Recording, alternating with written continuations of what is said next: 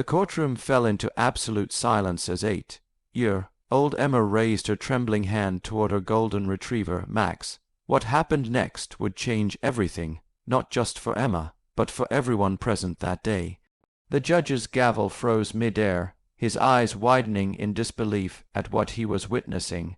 This is a story that will restore your faith in the unbreakable bond between a child and her faithful companion, and prove that sometimes the most powerful testimony comes without words. If this story touches your heart, please hit the like button, share it with someone who needs to hear this, comment below with your thoughts, and don't forget to subscribe to Trillionaire in Love for more incredible true stories that will move your soul. Emma Martinez had always been different. Born with severe autism and selective mutism, she hadn't spoken a single word since the traumatic night that changed her family forever. That night, when she was just 6 years old, Emma witnessed something no child should ever see. Her father, driven by years of untreated mental illness and addiction, had attacked her mother in a violent rage that left their home shattered and their family broken. The police arrived to find little Emma hiding in her bedroom closet, her small body shaking with terror, clutching a stuffed elephant that had been a gift from her grandmother. Her mother, Sarah, was rushed to the hospital with multiple injuries, while her father was arrested and charged with domestic violence and attempted murder.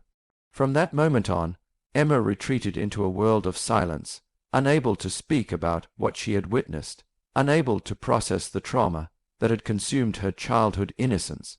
The months that followed were filled with countless therapy sessions, doctor visits, and specialists trying to help Emma find her voice again. Her mother, Sarah, recovering from her own physical and emotional wounds, watched helplessly as her daughter seemed to slip further away from the world around her. Traditional therapy methods failed to reach Emma, and it seemed as though she might remain locked in silence forever. That's when Max entered their lives, a 2-year-old golden retriever who had been specially trained as a therapy dog.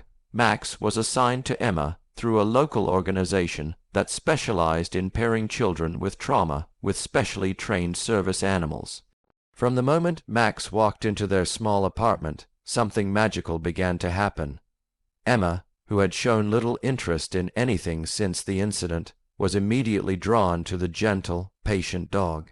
Max seemed to understand Emma's pain in a way that no human could.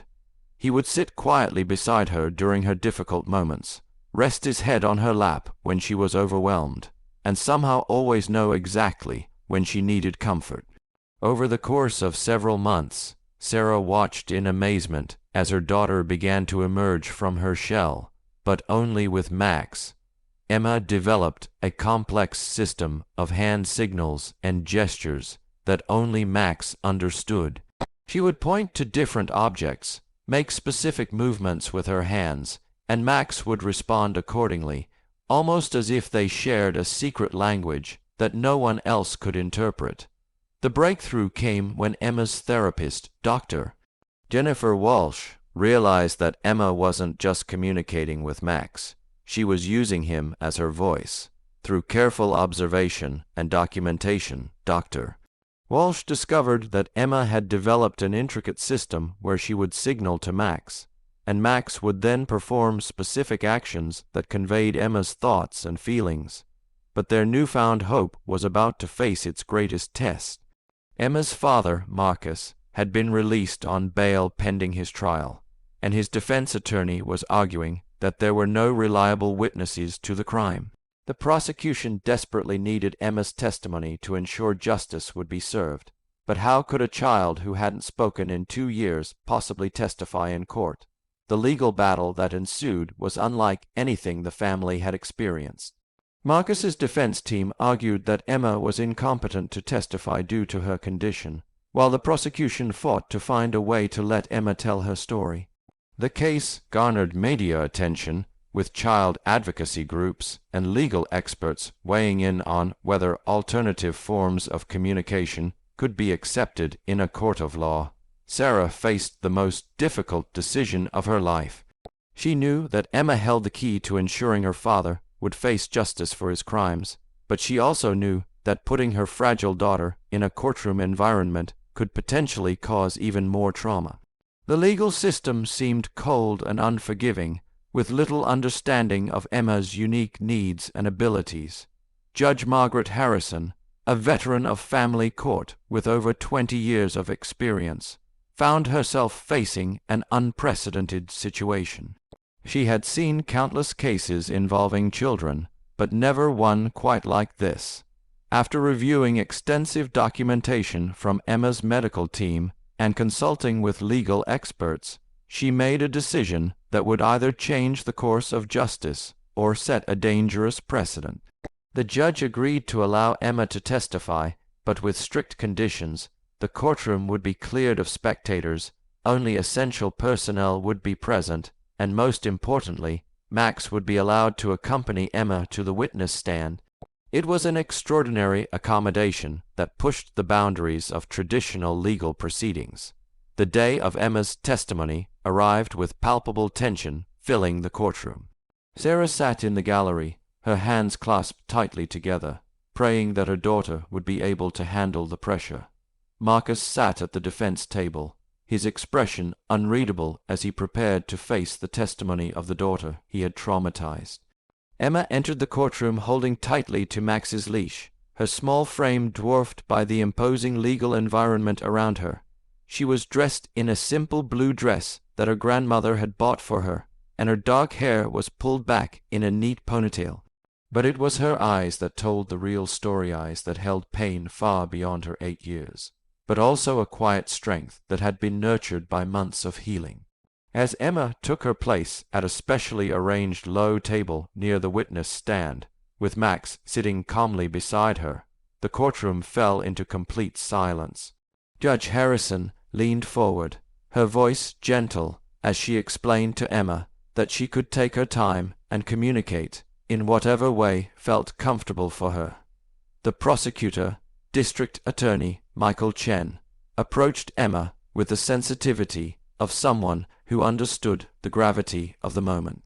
He began with simple questions, asking Emma to point to different people in the courtroom to establish that she understood what was happening around her. Emma responded by pointing to her mother, then to the judge, and finally, with visible fear in her eyes, to her father. Then came the crucial moment. D. Chen asked Emma to show the court what had happened on the night in question. Emma's small hands began to shake, and for a moment it seemed as though she might shut down completely. But then something remarkable happened. Emma placed her hand on Max's head and looked directly into his eyes. In that instant, it was as if an invisible communication passed between them. Max immediately moved to Emma's side and sat at attention, his entire body focused on her every movement. What followed was the most extraordinary testimony anyone in that courtroom had ever witnessed. Emma began to use a series of hand signals and gestures, and Max responded to each one with precise actions. When Emma made a specific motion with her hands, Max would lie down and play dead, demonstrating how her mother had fallen. When she made another signal, Max would move to a corner and cower, showing how Emma had hidden during the attack. The courtroom was mesmerized as this incredible partnership unfolded before their eyes. Emma's signals became more complex, showing the sequence of events from that terrible night with a clarity that no words could have provided. Max responded to every gesture with the precision of a trained professional, his actions painting a vivid picture of the violence that had shattered their family. But the most powerful moment came when Emma was asked to identify who had hurt her mother. The little girl's eyes filled with tears as she looked across the courtroom at her father. She raised her hand toward Max, and the dog immediately walked over to Marcus and sat directly in front of him, looking up at the man who had caused so much pain. The silence in the courtroom was deafening. Judge Harrison, who had seen thousands of cases throughout her career, found herself wiping away tears as she watched this brave little girl find her voice through her faithful companion. Even the court reporter had to pause to compose herself as she documented this unprecedented testimony. Marcus, faced with the silent but devastating testimony of his daughter, broke down completely. The weight of what he had done, demonstrated so clearly through Emma's unique form of communication, shattered whatever remaining denial he had been clinging to. His defense attorney could only watch as their case crumbled before this powerful display of truth. The defense team requested a recess, and within an hour they returned with a plea agreement. Marcus would plead guilty to all charges in exchange for a 25-year sentence without the possibility of early parole. He couldn't bear to put his daughter through any more trauma, and he finally acknowledged the full extent of the damage he had caused to his family. As the judge accepted the plea agreement and pronounced the sentence, Emma remained calm, her hand resting on Max's head. For the first time since that terrible night, she felt safe knowing that the man who had hurt her family would not be able to hurt them again. But the story doesn't end there. Emma's breakthrough in the courtroom marked the beginning of her long journey back to the world of spoken communication.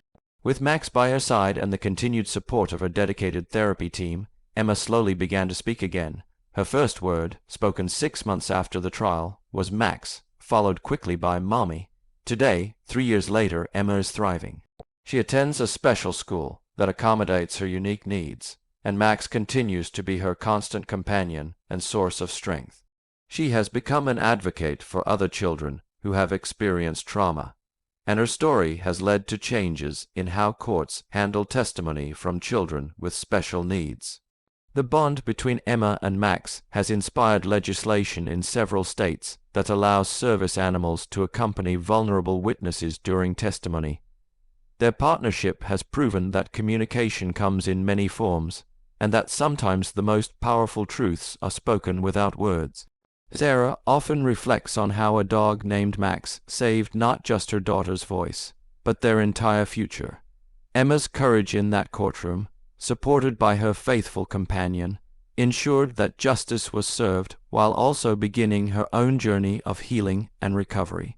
The little girl who once hid in a closet, too traumatized to speak, found her voice through the unwavering loyalty and love of a golden retriever who understood her pain and became her bridge back to the world.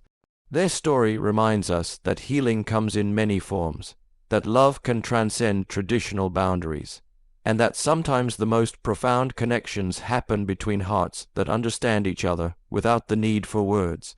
Emma's signal to Max that day in the courtroom wasn't just a command to a trained dog.